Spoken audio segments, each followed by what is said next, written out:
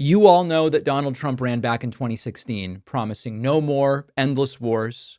He called Iraq a mistake retrospectively, even though at the time he said, yes, I would have gone in. He claimed he would end nation building. He wouldn't do regime change wars. He branded himself as the anti-war Republican. I've played so many clips for you showing you this. Well, here we are in 2025.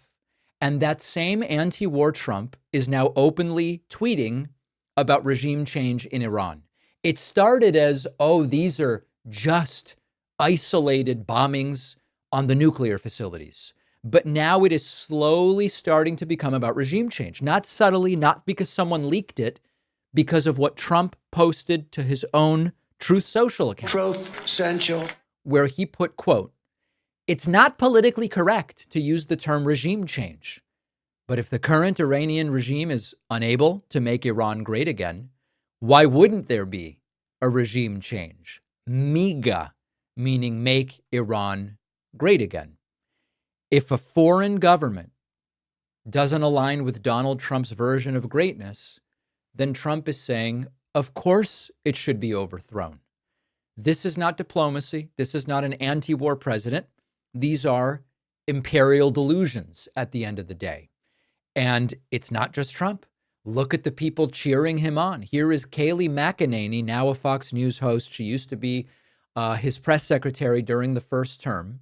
She says the following about other authoritarians around the world. Precisely. Every dictator in the world is on notice now. Every dictator in the world is on notice. It's not just about regime change in Iran.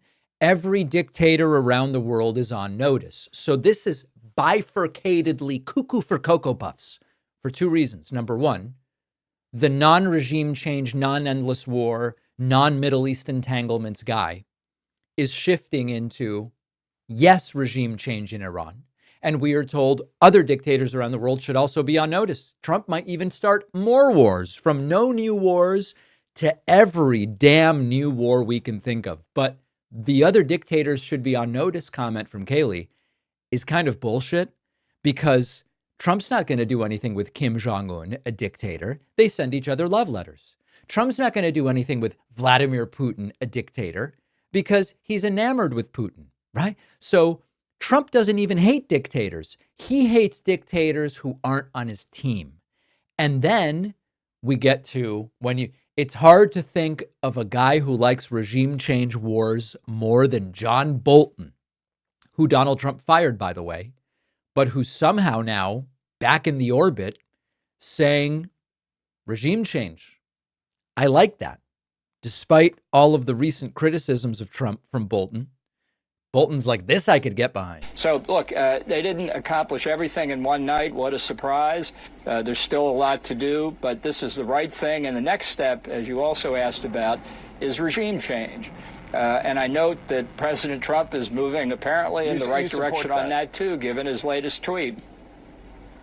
Of course. Yeah, look, in your opinion, of course I support regime change war in Iran. You know, if you believe that your leader, Trump, is an isolationist, and then John Bolton is praising him, you've got to reconsider whether that's actually an isolationist. So we're going to get later, as I said, into what should the progressive perspective be on this. I'm an anti-authoritarian progressive social democrat. Okay, I'm against dictators. I'm against the Iranian regime. But the U.S. as a global purveyor of that regime change, not sustainable, not logical, not common sense, and it rarely works. It really does have to come from within. So it's important to consider that after all of the Trump is anti-war stuff went on and Tulsi told us this is really the guy, this is the guy. After all of it, a lot of the same voices that supported and brought to us the Iraq war are now saying, we kind of like what Trump is doing. That is a big red flag. And I just want to say it again, and I am against the Iranian regime. I'm against dictators. I support democratic movements led by the people of Iran.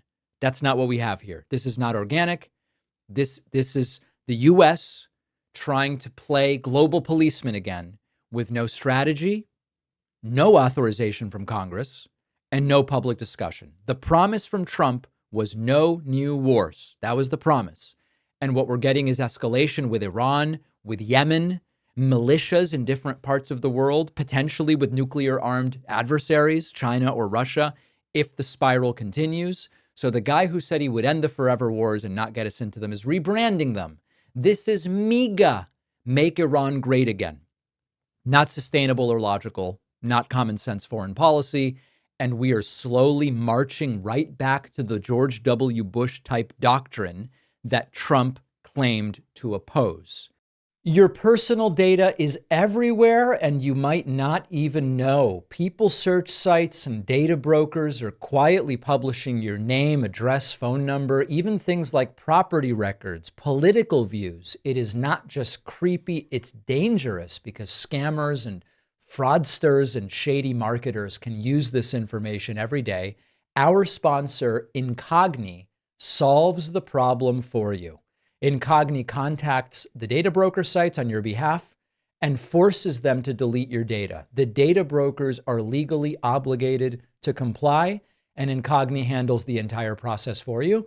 Incogni is now taking this even further with their custom removals feature included in the unlimited plan. They've got their 250 plus sites where removal is automated, but if you find your information anywhere else, you can custom submit that and they will have it removed manually. This is serious protection. Using Incogni can cut way down on the spam calls and the messages that you get. Fewer risks, more control over your identity. Try it risk-free for 30 days and get 60% off an annual plan when you go to incogni.com/Pacman. The link is in the description.